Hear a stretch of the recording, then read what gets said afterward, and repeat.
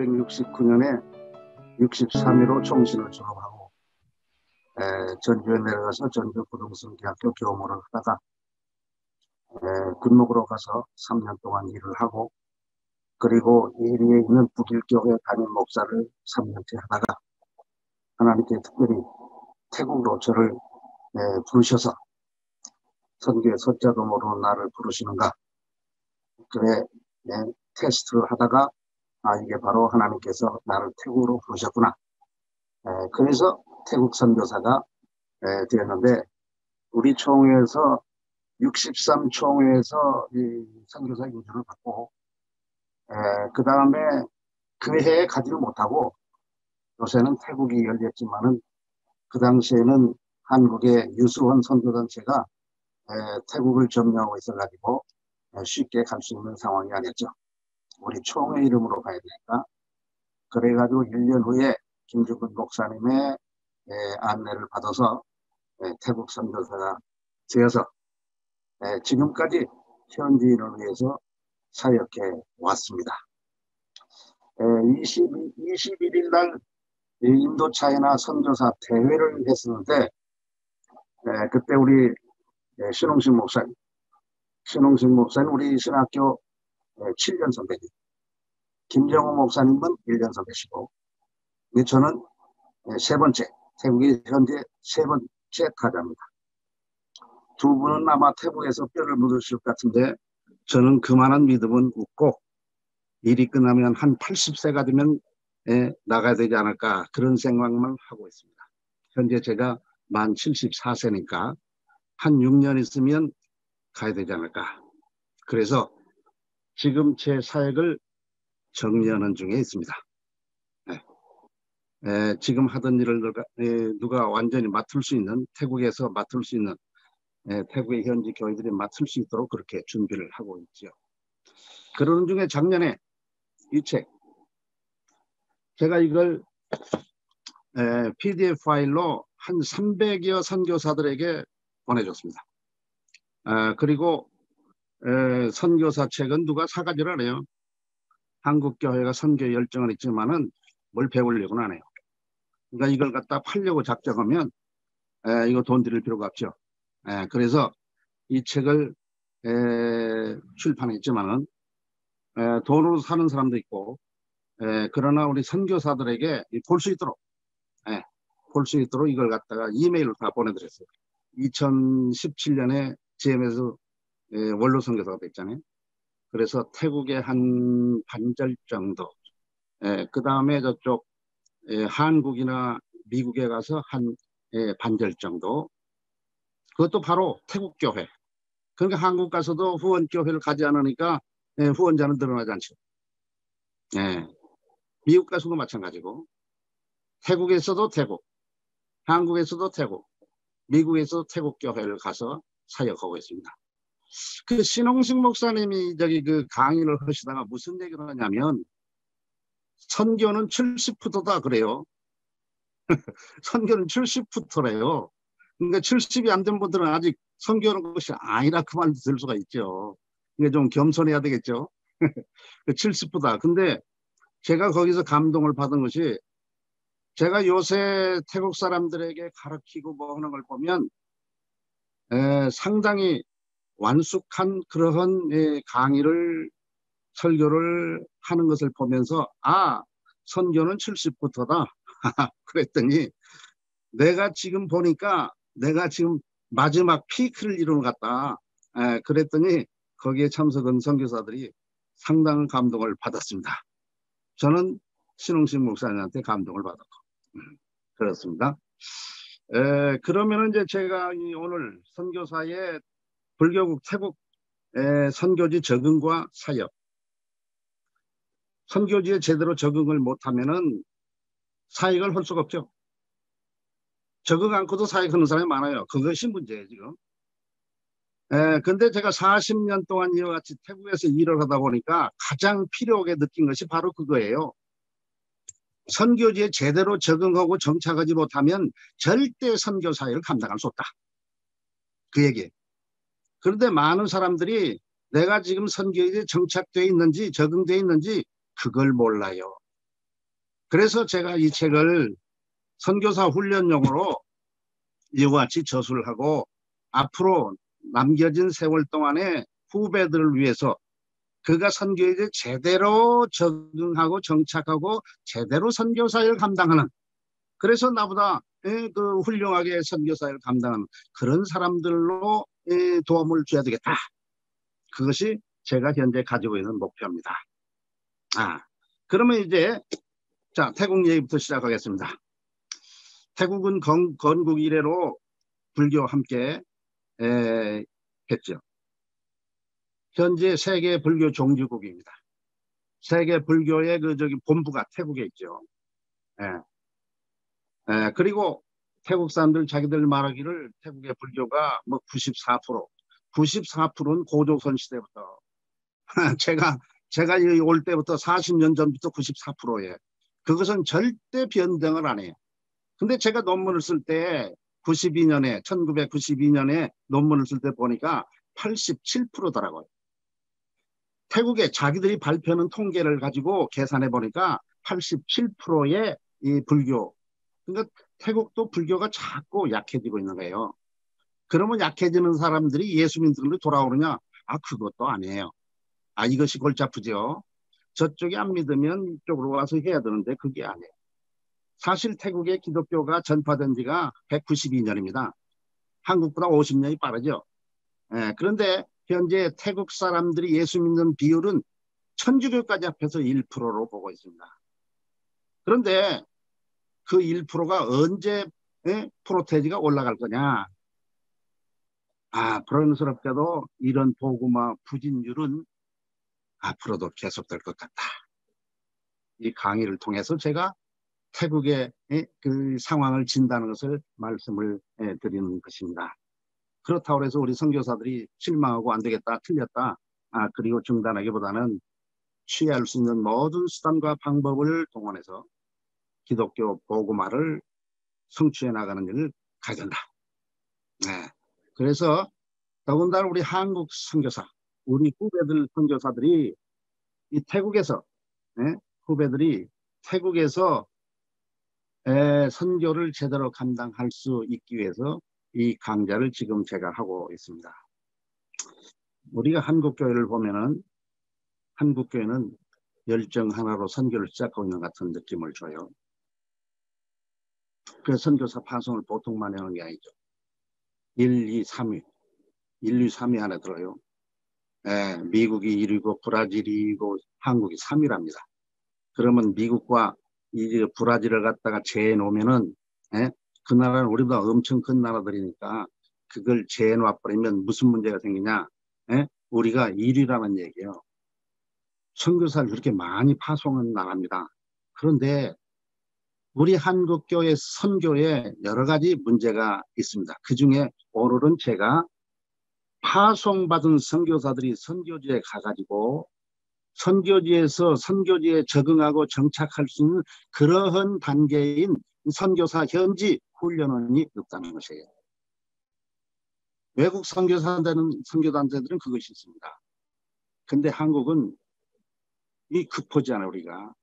그러니까 가자마자 선교를 시작해서 결과를 얻어줘야만이 후원교회가 좋게 생각해. 그래가지고 언어 공부를 조금 하고 나면은 그저 돈은 돌아가니까 막 선교를 하게 되는 거죠. 한국에서는 뭐 이게 선교가 제대로 하는 건지 아닌지 잘 모르죠. 전문가들이나 봐야 그 눈에 제대로 되는지 안 되는지 아는 거니까. 그러니까 잘한다, 너 잘한다. 이래서 계속 나오게 되는 것이죠. 자, 여기에서 제가 문제를 제기하는 게 그거예요. 우리 한국교회가 선교를 제대로 감당하기 위해서는, 효과적으로 감당하기 위해서는 선교 현지, 선교사 훈련이 분명히 있어야 된다. 언어를 배우는 그 기간이 있잖아요. 그것이 1년이든지 2년이든지 3년 이렇게 되지요. 그 기간 동안에 언어만이 아니고 이 선교사가 태국 사람이 된다든지 선교지 사람이 된다든지 이렇게 만드는 작업이 있어야 된다. 이건 자연이 되지 않는다. 그래서 어떤 사람은 자연이름이 되는 것으로 알고 내가 태국에 20년 있었는데 그래가지고 내가 태국에 적응된 사람이다. 이렇게 폼을 잡는 사람도 있어요. 근데 제가 그 사람들 얘기를 나눠보면 큰일 났다. 그런 생각이 들어요. 그래서 제가 마지막에 새로 오는 선교사뿐이 아니고 현재 와 있는 모든 선교사들이 1학년, 2학년, 3학년, 4학년 여기 선교사에 따라서 10년이면 1학년, 20년이면 2학년, 30년이면 3학년, 40년 혹은 그 이상이면 4학년 이러한 학년으로 선교사 학교를 운영해 줘야 되겠다. 4학년은 옛날에 우리 한국교회가 어린이집 주일학교에 사범반에 선생님을 양성한다고 있었잖아요. 그런 식으로 우리 모두가 자만하지 말고 나 자신을 다시 살펴보고 제대로 선교지에 적응되었고 정착이 되어서 사람이 됐기 때문에 선교지 사람이 되었기 때문에 이 일을 시작할 수 있느냐. 이걸 해야 된대요. 한국교회가 재정적으로는 좋으니까 이렇게 정착이 안 돼서도 돈으로 돌아가요. 이것이 우리 한국교회 선교의 맹점이라고 볼 수가 있습니다. 자, 제가 쓴 이 책에 책이 전체가 7장으로 되어 있죠. 3장은 예수님 얘기, 바울 얘기, 정승회가 어떻게 태국에 정착했느냐. 그걸 구체적으로 써놨어요. 얘기요. 그 다음에 3개를 써놨어요. 그것은 선교사 소명. 저는 무슨 책을 선교사를 말할 때 이 선교사 소명 이것을 아주 귀하게 보고 있습니다. 선교사 소명. 그러면서 거기에 또 정착이 있죠. 정착. 정체성. 우리가 한국 선교사라는 것이 이 정체성이니까. 자, 그러면 하나님이신 예수님의 예, 인간인 바울의 예. 예수님께서 이 세상의 구세주로 오시기 위해서 오셨죠. 인카네이션, 성육신 하신 것. 이것은 바로 우리 선교사들의 선교지 가서 어떻게 적응하고 정착해서 선교 사역을 제대로 감당할 것인가를 확실하게 우리에게 보여주는 사건이고, 우리와 같은 사람 바울은 선교의 소명을 가지고 탄생했죠. 그리고 성령의 인도함을 받아서 죽기 아니면 살기로 선교사를 감당했죠. 요새는 죽기 아니면 살기로 한다는 좀 어렵같이 보이더라고요. 근데 옛날에 우리 선배들은 이 죽기 아니면 살기로, 언어를 배울 때도 죽기 아니면 살기로. 그러니까 언어학교를 등록하고 빠지지를 않는 그런 것이죠. 그래서 우리들도 이 예수님이나 바울처럼 이 방법을 배워서 선교지에 제대로 적응을 하고, 그리고 정착을 하고, 그리고 그 사람들 바르게 인도해서 구원의 길로 인도해내는 일을 해야 된다. 그 얘기를 하게 됩니다. 그러면 첫 번째입니다. 첫 번째. 지나가서 선교사 및 선교지의 소명과 선교지화의 중요성. 이게 2가지죠. 선교사 소명. 그 다음에 선교지화의 중요성. 자, 선교지 사람이 된다는 것은 선교지화 된다는 거예요. 선교지화 되는데 잘못하면 큰일 나죠. 그런데 선교사가 되고 선교된 소명. 보통 우리는 선교사 소명만 있으면 된다고 그런 식으로 생각하고 있죠. 그래서 한국교회가 조금 실수한 바가 있습니다. 옛날에는 신학교에서 신학교 들은 학생들을 인터뷰할 때 하나님의 소명을 갖다가 중요하게 물어봤어요. 그래서 이 사람이 하나님의 소명을 확실히 받은 증거가 있으면 신학생으로 받았고, 그렇지 않으면 안 받았어요.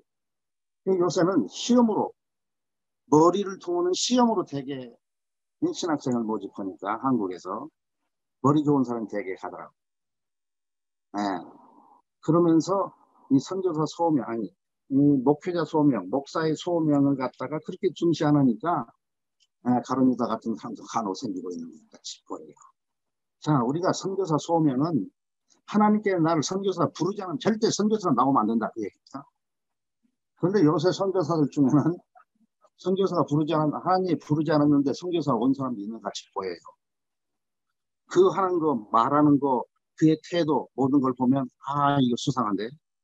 그런 사람이 있다니까요. 예. 뭐, 선교제 오래 선교사로 하다 보니까, 다른 것은 잘못해도 눈은 떠가지고, 아, 저 사람이 좀 수상하다. 그건 보인다니까. 그리고 선교사를 소명을 받을 때, 그냥 선교사 소명이 아니고, 어느 나라, 어느 민족을 구체적으로 받아서 와야 그 사람이 확실하게 선교사역을 선교제에서 감당할 수 있다. 그 얘기를 합니다. 요새 우리 한국 선교사들이 그 선교를 할 수 없는 어려운 나라에 갔다가 얼마 동안 하다가 거기에서 나와야 되는 경계에 있는 사람들 많이 있었잖아요. 그러니까 이 문제가 많이 생겼어요. 그래서 사람들이 말하기를 선교지 파송 그 재조정. 저는 그걸 아주 안 좋아하는 사람이에요. 왜? 하나님께서 그 사람을 어느 나라에 파송했으면 그 나라에서 그냥 죽기 아니면 살기로 이거 붙어 있고 그 다음에 일을 감당해야 된다는 거예요. 쫓겨나도 다시 가고. 네. 비생산적이라고 할 수도 있죠. 근데 하나님이 그리 불렀으면 길이 있다는 얘기예요. 제가 옛날에 그 경험을 한 바가 있어요. 어떤 분이 우리 저기 태국의 주변 나라에 파송받아 갔는데 사실은 자기가 실수를 했다는 거예요. 자기가 실수를 해서 그곳에 가서 선교 단체의 요원으로 들어가게 돼 있는데 거기 대표를 만나서 우리 총회 자랑을 그렇게 했대요. 우리 총회 자랑을 많이 했잖아요. 네, 근데 그 총회 자랑하면 안 돼요. 총회 자랑을 한참 하니까 이 사람이 듣더니 그 사람은 이 교단 선교하는 사람이 아니고 초교파 선교하는 그런 단체니까 자꾸 교단만 얘기하니까 그 사람이 비자 문제를 해결해주고 같이 사회적으로 됐었는데 이 사람이 묻더래요. 알고 있는데도 묻는 거예요. 당신이 장로교입니까? 그러세요. 그렇다고 그러니까 그러면 당신 여기 어디 나가보면 장로교회가 있다고 그리 가보라고 그래서 원래 그 사람들하고 협력해서 선교사회가 하기로 됐는데 말하자면 그 사람이 거부한 거예요. 그 선교가 실수해. 자기도 알아요. 그 실수한 걸. 그 교회를 갖는 방법이 없죠. 그래도. 그래 결국은 저한테 왔어요. 저는 태국에서 선교사 비자를 가지고 있는 유일한 한국 사람이거든요. 20개를. 그 사람도 알아. 그러니까 나보고 내가 나이는 많지만은 나에게 절대 복종해서 선교를 할 테니까 여기에 와서 선교사가 해달라고 그러더라고요. 그 사람 우리 신학교 후배예요. 몇 년 후배인지도 몰라. 나이는 많어. 조금 많아. 네, 근데 그렇게 말해. 나는 그런 사람을 별로 안 좋아하거든요. 네, 나는 깡패도 아니고 무슨 그래요. 그래서 내가 그분의 그 얘기했죠. 하나님께서 당신을 그곳으로 보냈으면 분명히 하나님께서 거기에 있을 수 있는 길이 있다고. 쉽게 생각해서 다른 나라로 이동하면 안 된다 그러세요. 그게 제가 처음부터 지금까지 앞으로도 가지고 있는 선교사에 대한 소명입니다. 이걸 잡고 나가야 돼요. 이것 때문에 선교에서 어려움을 당하더라도 참을 수 있고, 그리고 이거 이제 뭐 견뎌 나가면서 도전에 계속 나아갈 수 있는 거죠. 근데 그 사람 길을 거기서 찾았어요. 나에게는 원한을 품었죠. 그 사인을 하면 되는 걸 갖다 안 해준다고 해가지고 한국 사람 그러죠. 정이 많으니까. 나는 정으로 오질 않아요. 태국 사람하고도 정으로 통오질 않아요. 네. 철면피지요. 아, 근데 거기서 됐어요. 근데 너 얼마나 기분이 나빴던지 그 서류, 나 필요 없는데 그 서류를 갖다 막 보냈더라고. 지금 나한테 욕하는 거예요. 네가 안 도와줬지만 하나님이. 내가 한 얘기 그 얘기 아닙니까? 아, 그렇게 잘 된 거예요. 그러니까 선교사 소명이 얼마나 귀중하다 그 얘기예요. 두 번째, 두 번째 여기 있죠. 해당 선교지 사람이 되어야. 자, 선교사 소명. 이건 자격이죠. 선교사 자격이에요, 그게. 그 다음에 선교사 사람이 되어야 돼요. 이것은 방법입니다. 선교지 사람이 되어지지 않고 절대 일해서는 안 돼요. 근데 우리들은 성질이 급하니까 오자마자 언어도 잘 안 배우고 그냥 이제 뭡니까 이거 저기 이 일을 하겠다. 그렇게 하는 잘못을 우리가 가지고 있죠. 이것은 바로 앞으로 큰 문제를 야기시키고 마지막 선교를 종결할 때의 문제가 생긴다. 지금은 괜찮은 것 같지 보여도 그런 문제가 생긴다 하는 거죠. 그러면 크게 두 번째로 가겠습니다. 한인 선교사의 정체성과 선교지 적응의 균형을 유지하라. 한인 선교의 정체성, 선교지 적응의 자, 우리가 한국 사람, 한국 교회라는 것 때문에 내가 한국 교회로부터 선교사로 파송을 받아왔습니다. 그러니까 한국 교회 신앙과 신학 이것이 보통 귀한 게 아니에요. 복음이 귀하지만 그 복음 다음으로 바로 한국 교회가 가지고 있는 그 신앙과 신학은 내가 선교사가 된 것이 바로 그것 때문에 된 거예요. 그 자산이에요. 그러니까 이 자산을 선교지에 가서 선교지화 되면서 그것을 상실해버리면 선교사 자격을 상실해버리는 것이 됩니다. 하나님께서 예수님께서 이 선교사로 이 세상에 오셨죠. 예? 하나님이죠. 하나님 버리자. 그리고 인간으로 이렇게 하자. 그러면 구속사역을 할 수 없는 분이 되죠. 구속사역을 할 수 있는 분은 하나님이 있면서 사람. 예, 이분만이 되잖아요. 그러니까 모든 종교들이 이걸 감당할 수 없는 거죠. 네, 구세주가 될 수 없는 거 아닙니까? 그러니까 우리가 이 선교의 본전, 선교사가 현지화되는 과정에서 선교사의 정체성, 한국교회가 나에게 준 자동적으로 주어져 있는 이러한 신앙과 신학, 그 한국교회의 정체성, 한국 선교사의 정체성을 상실하면은 내가 선교사가 될 수 없는 상황이 간다. 2.1입니다. 2.1. 한인 선교사의 정체성 얘기를 하겠습니다. 자, 한 말씀드려서 어느 정도 이해가 되었을 텐데, 한국교회 신앙과 신학 때문에 한국교회가 나를 선교지에 파송했죠. 하나님이 파송했죠. 이거 두 개 다 중요한 거예요. 그러니까 이 하나님의 소명도 굳건히 잡아야 되고 복음도 잡아야 되고 그 다음에 한국교회라는 것을 갖다가 얕봐서는 안 돼요. 선교지에 가서 한국교회 그 심으러 간 게 아닌데 누가 한국교회 심으라고 그랬습니까? 이런 강의를 들으면서 한국교회 심으라고 들었으면 이게 머리가 잘 안 도는 것입니다. 한국교회 심으라는 게 아니고 이 본질을 이 속에 가지 못하면 내가 파송받은 데가 한국교회 아닙니까? 그러니까 한국교회 이것이 이 속에 없으면은 선교지에서 그 일을 감당할 수 없다. 사실 태국은 한국을 얼마나 흠모하는 동네인지 몰라요. 참 태국 사람들은 얼마나 교만한지 몰라요. 모든 사람들이 다 교만하지만 태국 사람만큼 교만한 사람이 없어요. 그런데 한국교육은 딸딱 죽게. 우리 한국교회라는 것이 얼마나 태국 선교하면서 도움이 되는지 몰라요. 왜? 한국교회는 그래도 태국교회보다는 초대교회의 그 모습을 상당히 이어받은 그런 한국교회. 요새 문제가 된 것이 뭡니까? 한국교회가 그걸 상실하고 있어요. 그러니까 한국교회가 역시 우리 사회에서 지탄을 받는 상황으로 간다고 그래요. 자, 한국교회도 초대교회 모습을 버리면은 문제가 생기죠. 우리가 한국교회 그 모습을 버리면은 문제는 생기게 되죠. 2점입니다. 선교지 적응을 위해 자기를 버려야 하지만은 한국인 선교사의 정체성까지 포기하면 선교사 되기를 포기한 것이 된다. 이미 말씀을 드렸어요. 바울이 모든 걸 다 버리죠. 복음을 위해서. 바울이 모든 걸 버렸어요. 개인 생각으로는 아까운 생각이 들더라고요. 그 좋은 것을. 근데 좋은 건 나쁜 건 그걸 다 버려야 되죠. 복음을 위해서. 그래서 복음만을 잡고 그리고 소명만을 붙들고 그리고 이 일을 감당하면서 죽기까지 그 복음사를 감당했죠. 오늘날은 죽을 일은 별로 없죠. 순교할 일은 별로 없는 것 같아요. 억지로 순교할 일도 오고요. 그래서 이러한 어렵게 바울처럼 그와 같이 그런 자리에는 가지 않지만 우리가 그와 같이 무장된 바울처럼 돼야 되는데 말씀을 드린 것처럼 한국교회가 보여준 초대교회 같은 신앙과 그 신학 이것을 갖다가 잘 간수하면서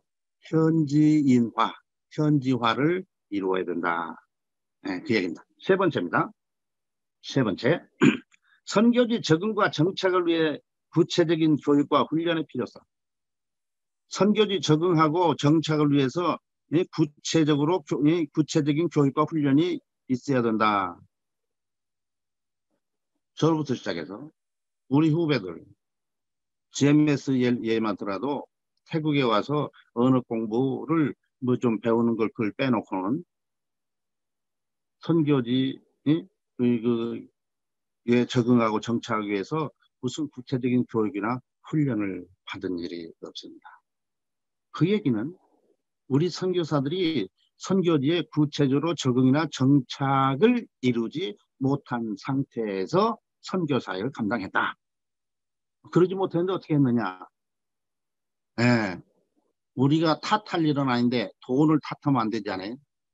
돈이 없으면 선교 못 오니까. 그런데 이 한국교회가 이 돈을 주었어요. 그러니까 적응과 정착이 안 됐어도 이 돈으로 어느 정도 선교지가 돌아가는 것 같아요. 한국교회 보고 올 것이 있어요. 그러니까 선교가 되고 있다. 자기도 그렇게 느끼고 한국교회도 그렇게 알고 있는 것이에요. 그런데 여기서 부정적인 얘기를 한 4개를 하겠습니다. 첫째, 선교지 적응과 정착은 자연히 일어나는 것이 아니다. 1번으로 3점. 네. 자연이 안 일어난다 그 말이에요. 내가 10년 있었다. 20년 있었다. 30년 있었다. 40년 있었다. 그래서 내가 선교지에 적응됐다. 정착됐다. 이런 말을 하면 안 됩니다. 제가 이 책을 쓰면서 그렇게 써놨어요. 지금 저는 태국 선교지에 정착했다. 적응하고 완전 정착했다. 그 말을 하는 것이 아닙니다. 그러나 적어도 그 길로 가는 길에 들어서고는 있다. 그래서 아직 그 길에 들어서지 못한 우리 후배들에게 이 얘기를 하는 거다.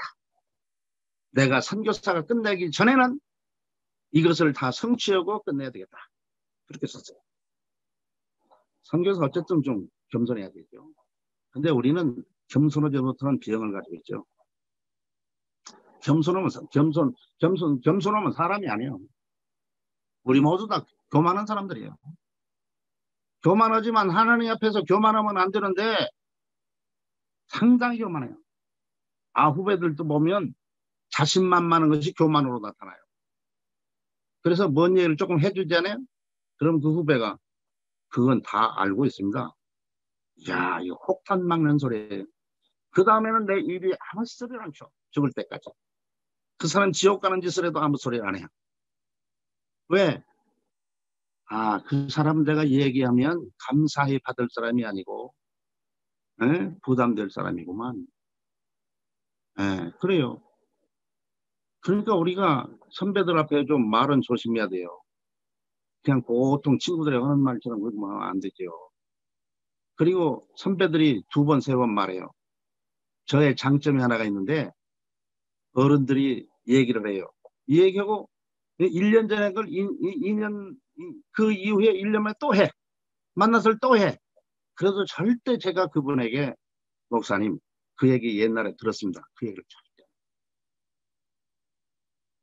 제 장기는 누가 말을 하면 잘 듣는지 안 듣는지 몰라도 아주 그 사람이 볼 때 청중하는 것을 이렇게 보여주고 있어요. 절대 말을 안 해. 다른 사람, 그 사람 말할 때 절대 다른 사람이 얘기도 가만히 뿌리치지 이거 하라고 그래, 안 해. 그것이 제 장점이에요. 그러니까 나에게 도움도 많이 되죠.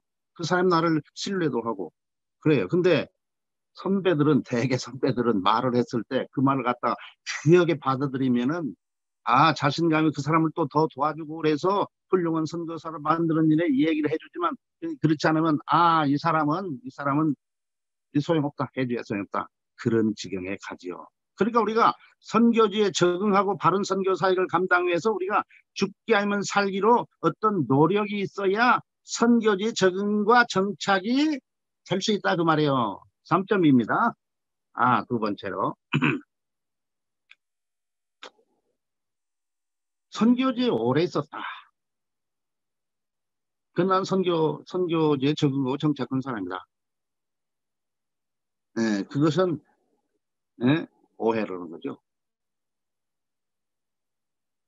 왜 오해냐? 제가 선교 현지에서 그런 사람들 딱 와서 얘기를 나누다 보면, 그분들이, 아직도 적응과 정착이 덜 됐구나. 말은 않죠. 선배가 말을 해서 칭찬받는 일은 거의 없어요. 말은 안 해요. 그러나, 문제다. 그렇죠. 음.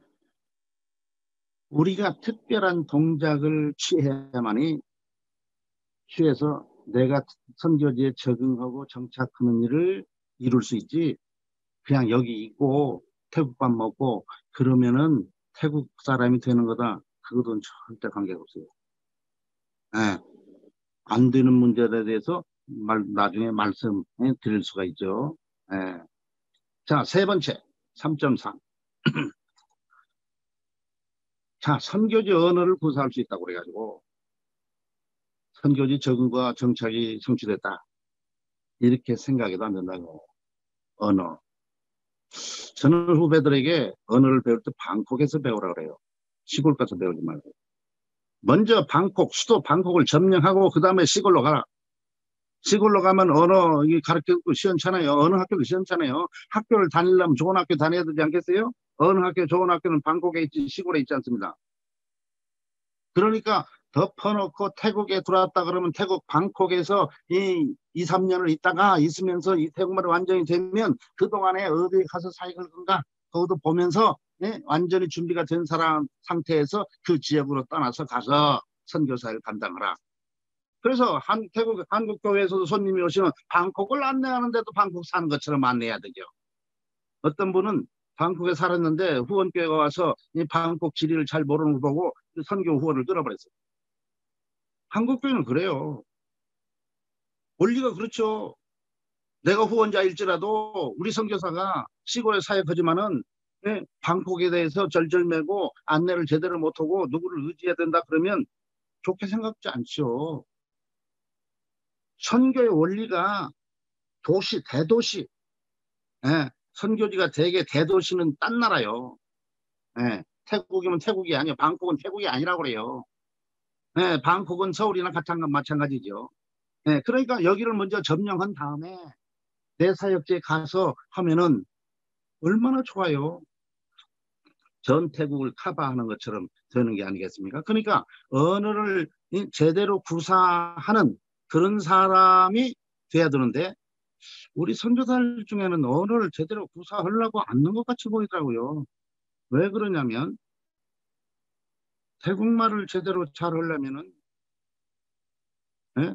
태국말을 제대로 잘 하려면 한국 사람보다는 태국 사람과 같이 살아야 돼요. 내가 비율이 태국 사람과 많이 오랫동안 지내느냐 아니면 뭐 한국 사람하고 많이 지내느냐 뭐 이런 것을 많이 봐야 되는데 한국 사람끼리 많이 좋아지네. 그러면 한국 사람들로 좋아 지내면 무슨 문제가 생기느냐? 우리 태국말에 손상이 와요. 태국말에 손상이 온다 그 말이에요. 네.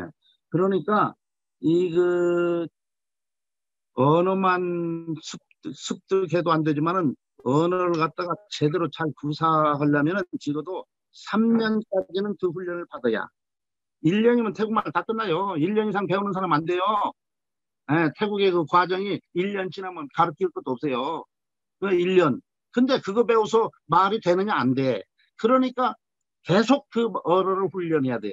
1년, 3년째 훈련하고 나면 1년 한 다음에 오케이. 3년. 저는 한 3년 정도 이렇게 잡아줘요. 그러면 언어. 그 기간 동안에 현지 선교사 훈련을 시키고 받자. 그 말입니다. 그 말이에요. 자, 그러면 네 번째. 선교 현지에서 선교지 적응과 정착을 위한 교육과 훈련이 있어야 한다. 지금까지 아니다 그랬죠. 내가 선교지에 적응하고 정착해서 진정한 선교사가 돼서 일을 하려면은 뭐 해야 되느냐? 이런 훈련 과정을 겪어야 된다. 근데 한국교회는 이걸 안 했어요, 지금까지. 한국교회는 성질이 급해가지고 빨리 가서 6개월 났는데 세례 줬냐고 물어봐요. 우리 총회에서는 1년 뒤에 세례 주지 않아요? 태국 교회는 불행스럽게 제가 왔을 때는 3개월이에요. 근데 지금은 6개월입니다. 그래서 저는 태국에 와가지고 6개월. 그러면 6개월은 있어야 세례 받을 사람이 있어요. 오자마자 잉태했다. 오케이, 아기를 낳았다. 6개월 됐다. 겨우 그 세례를 줄만 안 됐는데 6개월도 안 됐는데 기도를 열심히 하다 보니까 잊어버려가지고 선교사님, 제가 선교사님을 위해서 기도를 이렇게 많이 합니다. 지금은 얼마나 많이 예수 믿은 사람이 있고 세례를 줬습니다. 대답할 말이 있어야죠. 네, 대답할 말이 없잖아요. 선교사가 진실된 선교사는 대답할 말 없어요. 진실되지 않으면 무슨 말을 못 하겠습니까? 천국 간 얘기도 해줄 텐데. 그래요. 그러니까 선교사 훈련 이거 필요하다. 이걸 앞으로 구체적으로 얘기할 테니까 이런 과정이 지금까지 없었는데 이걸 갖다가 후원하는 교회, 단체, 파송단체 현재에 있는 시니어 선교사들이 책임지고 일을 해야 된다. 자기 교단만 할 필요 없어요. 같이 하면 돼요. 이거 뭐 나눠서 뭐 색깔 뭐 빨강색, 푸른색 뭐 이거 여기 와서 할 필요 없어요. 우리 선교사 훈련은 거기에 우리 걸 또 첨부시키면 되니까 일반적인 다 똑같으니까 그렇다 그 말입니다. 그래서 선교 사역을 가능하도록 네 번째로 가겠습니다. 네 번째, 선교지화, 태국인화, 선교지 교회화. 선교지 교회화. 일반적으로 태국인화 가지고는 선교사 일을 못하죠. 태국에서 사업하고 사역하는 사람은 태국화로도 감당해요. 그러나 선교사역을 하는 사람은 선교지나 태국인화 가지고는 안 되고 태국 교회화까지 가야 된다. 그 얘기입니다. 그러니까 제 책은 선교사를 위해 썼지만은 이 앞부분까지는 그 태국 사람 되는데 필요한 그런 정보를 제공하고 있죠. 자, 그러면 첫 번째죠. 첫 번째 4.1 불교적 가르침과 왕제도에 따른 문화와 사회 구조에 대한 이해와 적용. 자, 태국은 불교국이에요. 이 주변에도 불교국이 많이 있습니다. 근데 태국은 소시적부터 불교로 세워진 나라죠. 소시적부터 왕으로 세워진 나라죠. 지금도 왕으로 지금 운영되고 있는 나라입니다. 그러니까 태국의 사회 구조와 태국의 문화는 불교와 왕제도에 기반을 두고 있다. 그러니까 이것을 제대로 이해하고 선교사역을 전개해야만이 되는 것이죠. 자, 불교적 가르침. 첫 번째, 부처의 가르침에 입각해야 돼요. 우리가 선교사역을 하고 설교를 하고 성경을 가르치고 교인을 지도하고 나아갈 때도 부다의 가르침에 입각해서 이 일을 하지 않으면 절대 나의 가르침이 그 사람들에게 맥혀 들어가지 않는다. 그 말을 하는 것입니다. 태국 사람들은 모두 다 불교도들이에요. 그래서 목사들도 어떤 사람은 종교, 불교라고 써있어요. 왜? 관리들이 물어보지도 않고 종교, 불교 그렇게 써놔서 그래요. 그걸 고치려면 좀 힘들지만 고칠 수는 있어요. 태국의 사람들은 모두 다 불교들이에요. 불교를 빼놓고는 얘기 안 돼요. 그러니까 태국의 인사가 이 불교 이거 아니에요? 한국 사람들이 막 와가지고 태국의 그 사람들의 마음을 하기 위해서 이렇게 절을 해요. 저는 절대 그러지 말아라. 너는 지금 이제 막 한국에서 왔기 때문에 절대 이렇게 하지 말아라. 우리는 태국에서 사역해야 되기 때문에 태국화 되기 때문에 이렇게 해요. 태국에 인사하는 법도 몰라가지고 한국에 서는 것처럼 이렇게 손에 하면 큰일 나요. 이경 올라가야 되는 거 아니야. 이렇게 해야 돼. 이렇게 왕한테는 이렇게 올라가야 되지만 자, 그런데 나이가 먹으면은 이렇게 안 해도 돼요. 태국엔 두 가지 인사법이 아닙니까? 이렇게 하는 거, 고개만 끄덕 하는 거. 나는 요새는 고개만 끄덕하죠. 그런데 나보다 어른을 만났다. 나보다 존경하는 것을 표시해야 된다. 그럼 애기 일지라도 이렇게 해요. 관공서 가서 이렇게 한다니까, 애기들한테. 우리 아들, 딸만 또 못한 애들인데 이렇게 해요. 그러면 그 친구들이 좋게 한 번 보면 골치 아프거든. 그러는 거예요. 그런데 기독교 신자들마저도 불교도나 다름없는 사람들이다라는 것을 알아야 돼요. 그러니까 내 행동이 불교의 가르침에서 벗어나는 일을 하게 되면 그 사람들은 나를 믿지를 않죠. 내가 가르치는 말을 신임하지 않죠. 이렇게 된다고 말해요. 이것이 태국의 사유고 태국의 문화입니다. 그러니까 부처의 가르침, 한국은 그래도 좀 낫죠. 우리가 불교도가 아니었다 할지라도 우리나라 불교가 있었잖아요. 예, 그게 좀 좋아요. 그것이 좀 좋았습니다. 아, 그래서 우리는 그것이 좀 유익하지 않을까. 예, 그거죠. 예, 조그마한 거 두 개입니다. 예, 왕제도, 아, 왕권제도, 왕제도. 예, 왕제도의 영향을 입은 계급적 사회에 적응된 사회이죠. 태국 사회는 왕제도에 의해서 사회 구조가 형성됐어요. 예, 그가 왕이면 그 밑에는 누굽니까? 신하죠. 왕이면 신하예요. 이 원리로 돼 있어요, 다. 그러니까 내가 식당에 가서 밥을 먹죠. 그러면 그 식당을 이용하는 사람이에요. 그러면 왕입니다. 그럼 거기에 봉사하는 사람은 누굽니까? 신하죠. 근데 태국 음식점 가서는 돈을 낼 때 앉아서 그 부르면 돼요. 에, 넉넉, 넉넉, 여기 넉넉 그래요. 한국 아줌마 그러죠. 넉넉, 동생, 동생이든 뭐든 간 동생이야 그냥. 나이가 내가 많은 사람이 저 애기 보고 동생 그래야 돼요. 오면은 이 음식점이 시원찮은 데는 깹당 그러죠. 깹당. 예. 근데 음식점이 쓸만하면 책빈 그러고 책빈은 영어죠. 예, 책빈. 깹당은 돈 받으라고 계산을 하고 이런 말이죠. 이렇게 해요. 그리고 그 서빙하는 사람들도 어떻습니까? 종처럼 우리에 대해요. 이 사람들은 종이니까 우리보다 높으면 안 돼. 그러니까 숙여가지고 우리보다 낮게 서빙을 해요. 옛날에 한번 우리 태국의 교회 지도자를 데리고 한국 갔는데 한국은 그게 없잖아요. 왕이 없으니까. 음식을 가지고 막 이렇게 놀러 와요 이게. 그러니까 놀래가지고 말이죠. 태국의 지도자 놀래가지고 이런 거 없잖아요. 네. 그것뿐이 아니죠. 예, 태국은 옛날부터 개인주의, 불교가 개인주의 아닙니까? 그러니까 밥 먹을 때 내 입에 들어간 수저가 절대 같이 들어가지 않잖아요. 그 수저가 따로 있죠. 음식을 떠다가 내거다 놓고 내 마음대로 먹는 거예요.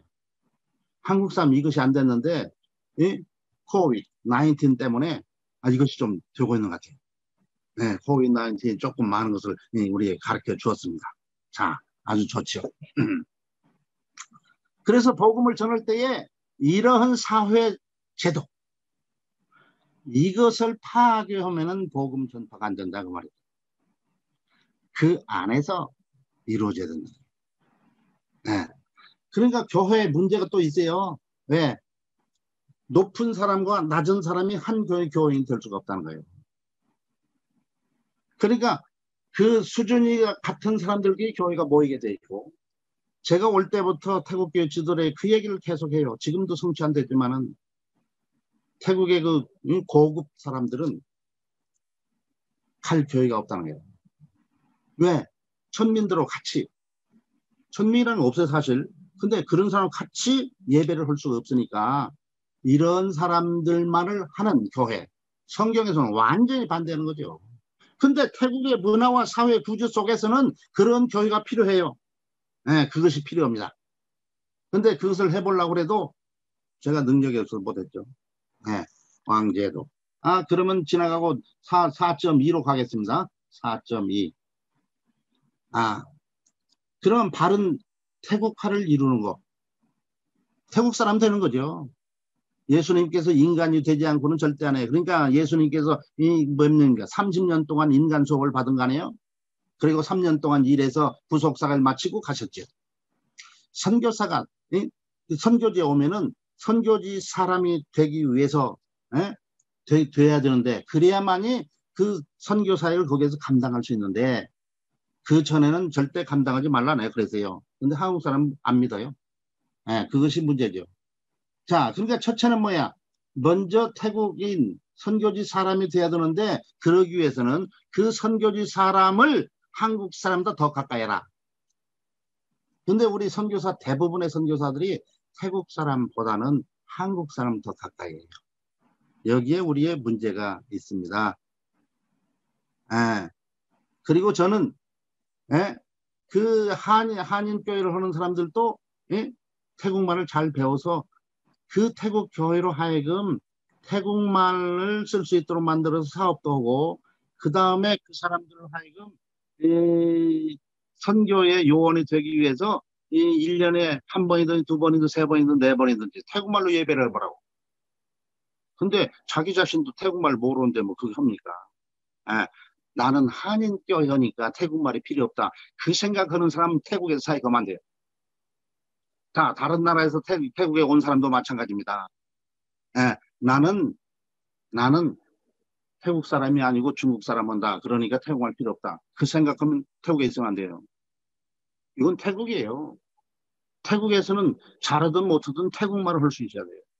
그러니까 태국 사람을 가까이 해야 돼요. 난 태국에서 중국 사람 하겠다. 한국 가서 하더는데 뭐.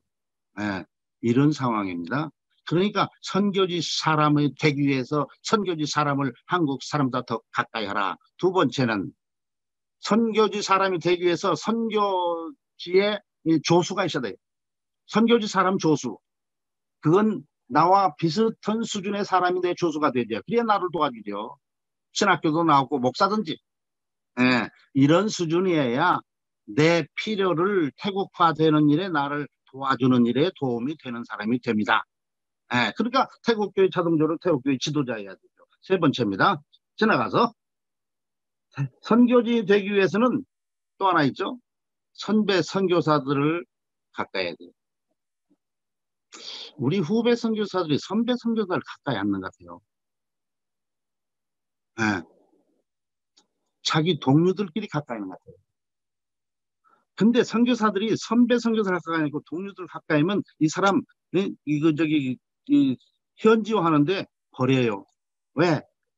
지금 동료들은 아직 선지하지 않기 때문에 그 사람 통해서 배울 게 없어요. 그 사람 얘기를 듣고 빼면은 버려요. 배우려면은 선배, 예, 잘못된 선배일지라도 그 선배가 말이죠. 그냥 1년 선배가 아니고, 예, 여기에 뭐 40년짜리가 있으면 40년, 30년 전 30년, 적어도 30년 이상은 돼야 되겠죠. 정시로 해가지고. 예, 이런 사람 가까이 있으면서 그 사람이 하는 것을 보면서 내가 배워야 되는 거예요.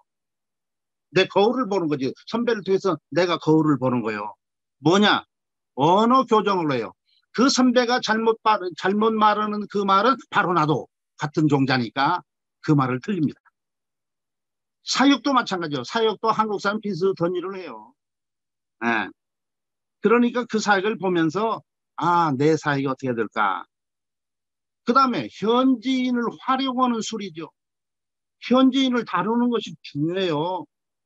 대사관 직원들이 가면서 말하는 것이 그거예요. 자기 집에 도와주는 식모랄지 일꾼 이 사람들을 다루는 기술이 없어. 태국 사람들은 있죠. 왜? 처음부터 자기는 상관이고 이건 종이니까 종 다루는 기술이 있어요. 근데 외국에서 온 사람은 종 다루는 게 없죠. 더군다나 예수 믿는 사람은 종이 어디 있습니까? 종 다루면 정말 천국 가서 큰일 나죠.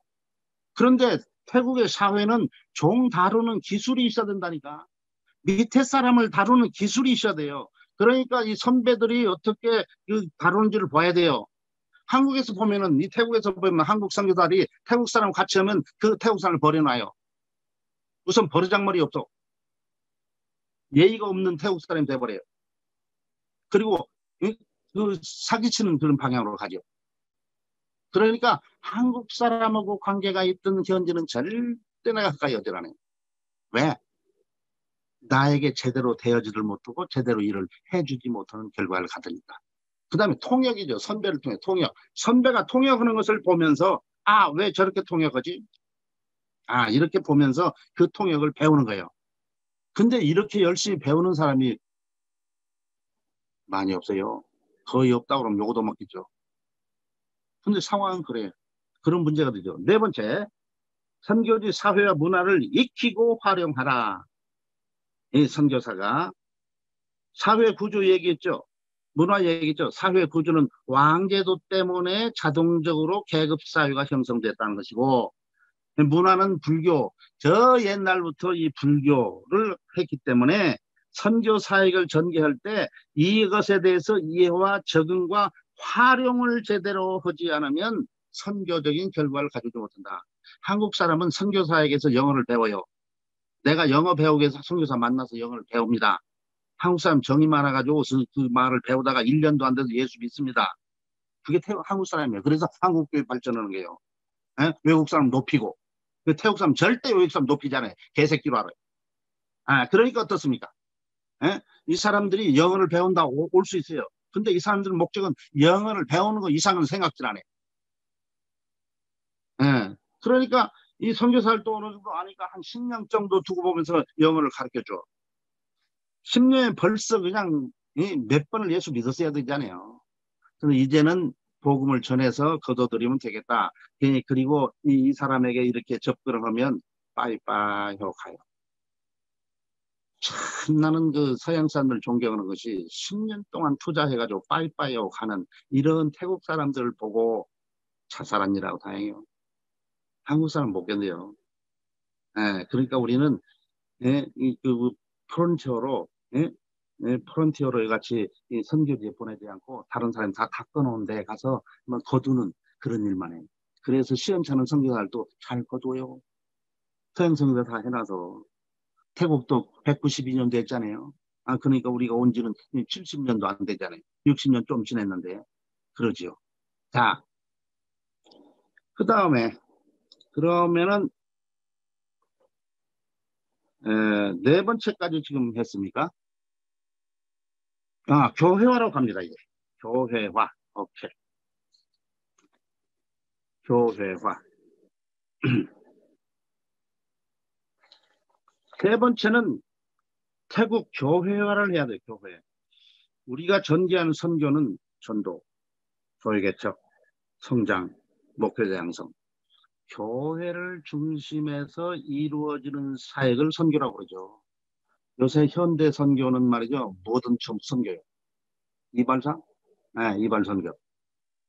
근데 이렇게 말하면 골치 아파요. 근데 선교를 말할 때 교회 중심해서 복음을 전하고 교회를 성장시키고 이러기 위해서 그를 구원하기 위해서 복음을 전하는 이런 사역을 하는 선교를 선교라고 말해야지 그것과 관계없이 그냥 해. 태권도. 교회 중심에서 이루어진 태권도 오케이. 근데 그것도 아니면 그냥 태권도 도장. 이러면 그거 곤란하죠. 이렇게 되는 것입니다. 그러니까 뭡니까 이게? 예? 교회 예?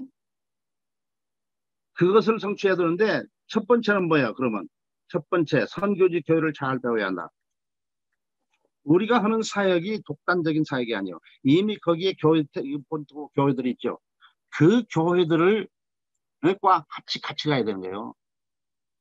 우리 사역 중에 그들과 같이 안 가는 사역이면 조심해야 돼요.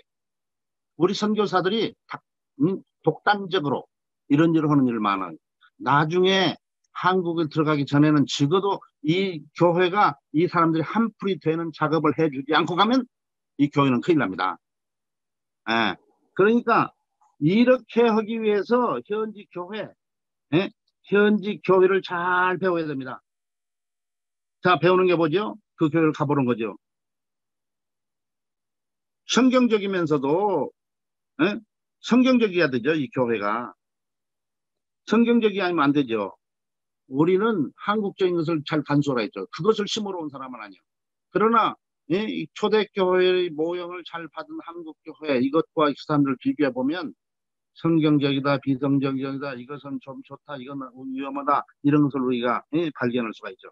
그래서 그 교회를 잘 배우다 보면은 자동적으로 현지 교회를 깨닫게 되고 거기서 내가 선교 사역을 어떻게 해야 될 것인지를 알게 됩니다. 두 번째요. 두 번째.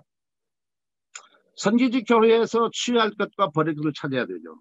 우리가 그 선교지 교회를 연구하면서 돌아보면서 어떻게 해요? 여기서 취할 것도 있고 버릴 것도 있어요. 근데 처음부터 버리면 안 되죠. 그걸 먼저 알아야 돼. 그것이 보여야만이 내가 앞으로 이 태국의 선교 일을 하는데 사용할 수 있는 거예요. 그런 비전이 없으면 절대 이 태국 선교를 감당할 수 있는 그런 길로 가지를 못하는 거지요.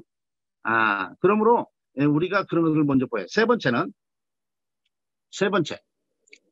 현지인 교회, 태국인이 되고 바른 살기를 위해서 현지인 교회 지도자들 가까이 오고 수시로 자문을 구하라.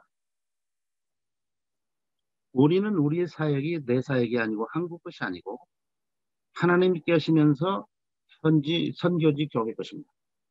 그러니까 선교지 교회 그 지도자들과 긴밀한 관계를 가지고 그들에게 자문을 받으면서 이 선교 사역을 감당해야 선교지에 필요한 사역을 감당해주고, 그리고 앞으로 선교지와 함께 이 교회 이 사역이 선교지 교회와 함께 한풀이 되었다 일하다가 천국으로 가게 되는 것입니다.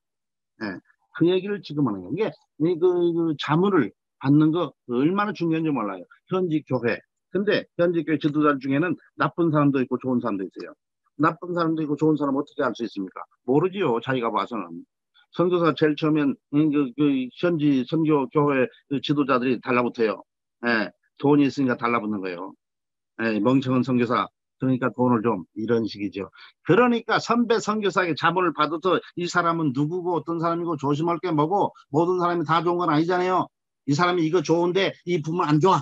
돈 문제에 대해서는 아주 원수시해야 돼. 그러면 돈 문제 깨끗하게 하면 이 사람을 사용하는데 지장이 없죠. 예, 그러한 정보도 우리 선배들을 통해서 얻게 되는 거죠. 그래서 이 일을 한다. 그 다음에 갑시다. 다섯 번째는 제가 어떻게 태국화와 교회화를 이루었느냐. 큰 것을 네 개를 써놨어요. 첫 번째는 내가 방콕 목표대왕을 설립해가지고 태국 사람 지도자들의 강의를 15년 동안 한 달에 한 번씩, 한 주간씩, 하루에 6시간씩 그 사람들의 강의를 들었습니다. 15년 동안. 어떤 사람들은 일반 대학교 가서 공부하는 사람도 있어요. 신학교 가서 공부하는 사람도 있어요. 그거 도움되죠. 한 방법이죠. 저는 태국 사람들의 강의를 이렇게 들으면서 태국 사람에게 창세기, 뱃속에 뭐가 있는 것도 아는 그런 단계에 갔습니다. 그 다음에 태국 고급 지도자들로 말미암아 우리 선교부에 고문단을 만들어서 1년에 한 번씩 우리 사역을 보고하고 자문을 받았어요. 그 다음에 한태 교회 성장 세미나를 태국의 교회 지도를 한국으로 데리고 가가지고 한 주간은 세미나를 하고 한 주간은 놀러 다니고 이런 관계를 통해서 태국 사람들을 좀 더 알게 되죠. 마지막으로는 위클립대학교 태국분교회 박사관을 운영하면서 태국의 고급 지도자들을 박사 공부를 시키면서 이 사람들의 속을 갖다가 알게 되는 거죠. 이때 느낀 것이 뭐냐면 태국 사람들은 시기가 그렇게 많다. 아주 시기하는 것이 많다. 그걸 느꼈어요. 시기가 보통 한국에서 여자들의 시기가 많다고 하잖아요. 이 남자고 여자고 간에 시기가 그렇게 많더라고. 이야, 놀랄 만큼 많아요. 그러니까 조심하죠. 이 시기에 부딪히지 않도록 조심해야 되겠죠. 다섯 번째. 그러면 나가는 말입니다. 그러면 제일 처음에 선교지 정착이 된 선교사에 나타난 현상이 뭐냐? 5개를 써놨어요. 안 나타나요? 계속 다 나와봐요. 자, 첫 번째는 선교지에 대해서 포괄적인 이해를 하게 돼요. 태국 사람도 태국 다 몰라요. 그러나 모른다고 않죠. 다 아는 거죠. 우리가 이러한 동작을 통해서 태국에 적응되고 정착이 되면은 나타나는 거 뭐냐? 태국에 대해서 포괄적으로 모든 이해가 다 돼 있어요. 어느 도로에 대해서 포괄적인 이해가 되면 내가 운전을 하고 그 길을 가는데 지장이 없잖아요. 두 번째는 문제가 보여요. 문제가. 여기에 있는 문제가 보인다니까요. 내가 손댈 수 있는 문제가 보이기 시작한다. 좋은 점도 보이죠. 근데 그 문제가 보여요. 세 번째는 뭐냐? 비전까지 보여. 비전. 선교지에 대해 선교지 눈이 하나 생겨났죠. 네 번째는 뭡니까? 어떤 문제에 봉착하죠. 우리가 많은 문제에 봉착해 그 문제를 해결할 수 있는 능력이 생겨요. 능력.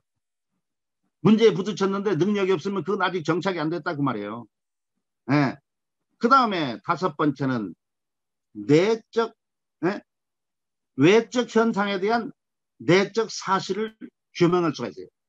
바깥에만 보고 그걸 판단하지 않고 그 내면에 있는 그것이 문제가 뭐다. 그게 뭐다 하는 것을 예? 유추할 수 있다 그 말이에요. 그것이 바로 선교지에 적응되고 정착된 사람에 나타나는 현상입니다. 이런 능력이 있으면 내가 상당히 선교지에 적응과 정착이 됐구나. 그걸 알아야 돼요. 그래서 저는 현재 태국의 정부 관리들을 다루는 기술도 생겼고 경찰을 다루는 기술도 생겼어요. 예. 예. 제가 시간이 지났네요. 시간이 지났지만 조금 더 하겠습니다. 제가 그 치앙라이 제일 북부 지역 치앙라이 신학교가 있어요. 근데 북한 사람들이 그 탈출구가 그쪽 아니에요. 근데 누가 정보를 잘못 줬는지 이 신학교가 북한 탈북자들을 아지트로 그렇게 오해를 한 일이 있는 것 같았어요. 나는 몰랐죠. 조중영 선교사 어느 날 나보고 탈북자 얘기를 하면서 우리 신학교 건물이 텔레비에 나왔대요. 돈 준 일이었는데 텔레비에 나왔대요. 그러니까 그 사람들이 이 신학교 이것이 바로 탈북자들 아지트다 그렇게 된 것 같아요. 그냥 지내갔죠. 우리는 탈북자들 손대지 않고 순수한 선교만 하고 있었으니까. 근데 어느 날 제가 가르치러 거기를 갔는데 한 10대 명이 왔어요. 이민국, 노동청 뭐 해가지고 3부서에서 한 5명, 한 10대 명이 왔더라고.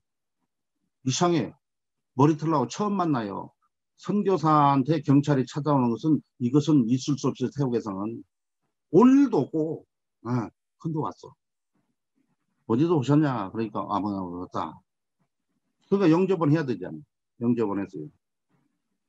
그래서 이 얘기를 했죠. 선교사한테 왜 경찰이 이민국에서 오고 경찰이 오고 노동청에서 왜 오냐고? 종교성도 아니고 종교성에도 올 일도 없어요. 그랬더니 얘기를 않고 패스보드 보자, 노동허가 보자 그래요. 나는 또 성질이 지랄 같으니까 있어도 안 보여주죠. 그래, 방콕 사무실에 있다고 그랬어요. 그랬더니 이 사람들이 잘못 알고 내가 누군지를 몰라가지고 내 수준이 누군지를 모르니까 그러면 거기 사무원 있냐고 있다고. 그럼 사무원 보고 얘기해서 그 노동허가 패스보드 카피를 이리 보내달라고 하면 안 되냐 그래. 속으로 캐제를 잘 걸렸다 너는. 그런데 되물었어요. 답변을 하지 않고.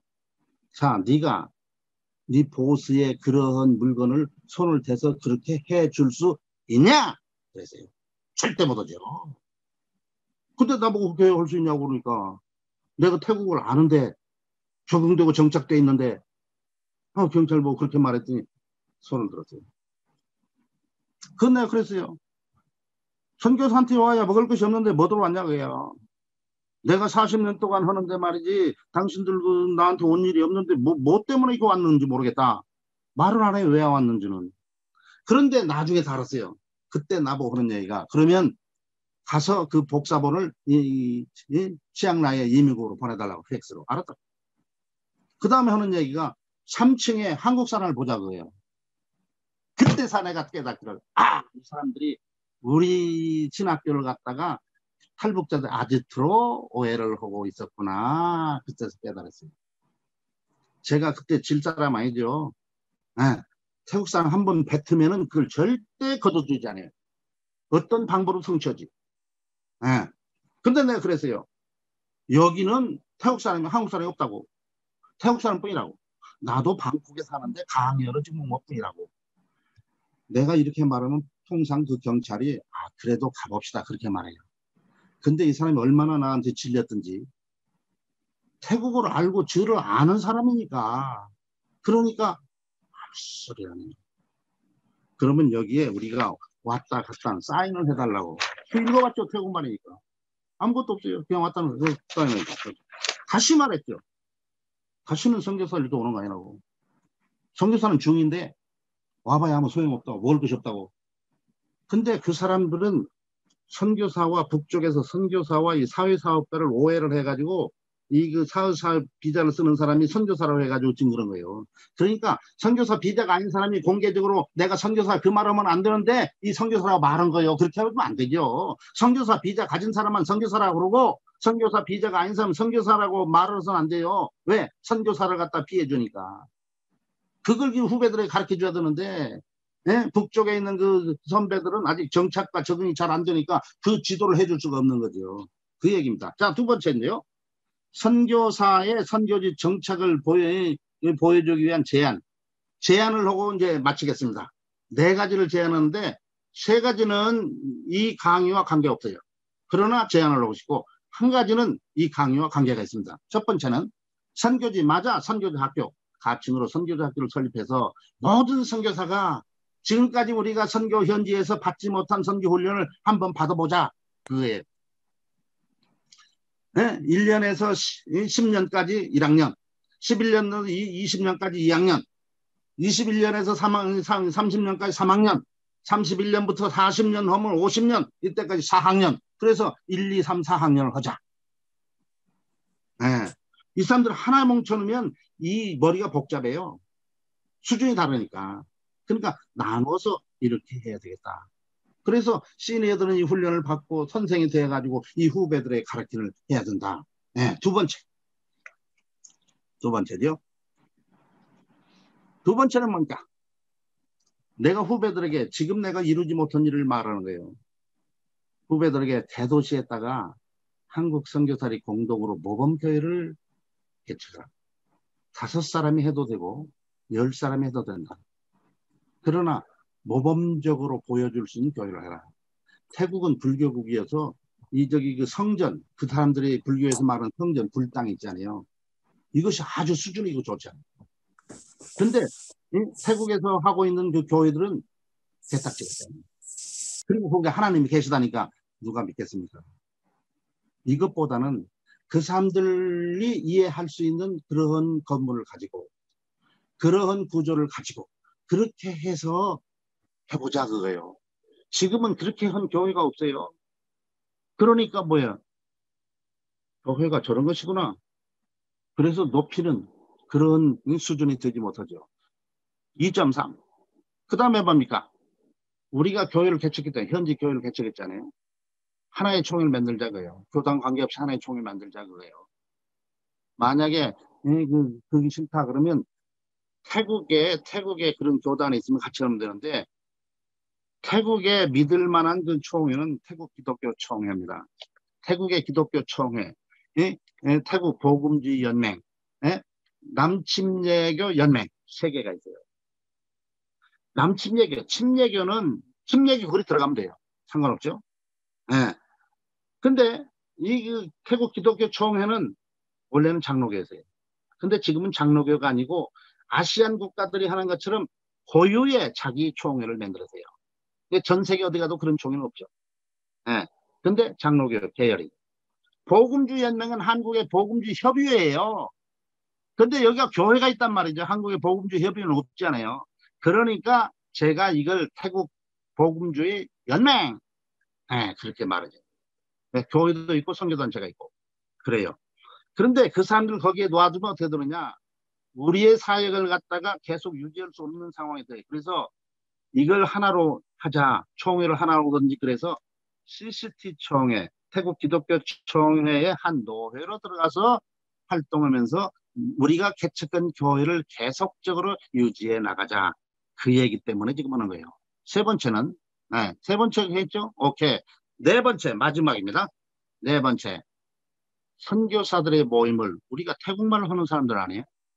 일부나 전부를 갖다가 선교지 언어를 사용하자. 그러면 선교사 활용 능력이 생기고 그리고 태국 언어에 대해서 경각심을 가지고 열심히 배우게 되는 거예요. 어떤 사람 그렇게 말할게요. 이재원 선교사 태국말도 모르는데 그 사람 어떻게 하냐. 그 사람은 당연히 말이죠. 좀 고통을 당해야 돼요. 우리가 태국말 쓰고 자기는 전염병이고 완전히 이방인이 되면은 야 이거 태국말 못하면 죽겠다. 그래서 열심히 태국말을 배울 수 있는 거죠. 왜 우리가 이렇게 배웁니까? 이렇게 하자고 그러니까 우리의 태국말을 갖다가 계속 계속 향상시키기 위해서 이렇게 해보자. 한인교회도 그렇게 태국말 가르쳐서 태국 예배도 드려보라고 그랬잖아요. 예, 다른 사람이 하지 않고 예? 정승의 선배만이 말할 수 있는 말이에요. 그러니까 많은 사람들이 이거 뭐 천사가 하는 말인가 그렇게 들을 수도 있어요. 그런데 얼마 안 가면 이 말이 이해가 되니까 지금 이해가면 더 좋은 것이죠. 자, 제가 지부장을 할 때, GM에서 지부장을 할 때 태국말로 모든 걸 다 해요. 한 달에 한 번씩 태국말로 강의를 하는 강사를 모셔다 강의를 하고 이랬어요. 그런데 그 이후에 그런 정신 있는 후배들이 없더라고. 그러니까 뭐 태국의 선교대회를 한다. 인도 차이나 선교. 그러면 예? 인도 차이나는 또 다르죠. 태국의 선교사 대회는 태국말만 쓰는 사람들이니까 그 태국말로 하루쯤 딱 해도 되죠. 그럼 얼마 좋아요. 아까도 얘기한 것처럼 저 선배가 하는 말이 이거 틀리네. 내가 배운다고 아니네. 그러면 내가 그 선배를 통해서 그 태국말을 배우는 거예요. 왜? 저 사람 틀린 거고 내가 틀린 건 종자가 같으니까 같아요. 예. 그래서 그리고 통역하는 것도 보면서 저 말을 왜 저렇게 통역하지? 그래서 배우는 거예요. 그래서 온전히 태국화된 선교사를 만들기 위해서 이렇게 했으면 좋겠다. 그렇게 한 것입니다. 시간을 15분이나 더 했습니다. 죄송합니다. 이제 모든 강의를 마치겠습니다. 감사합니다.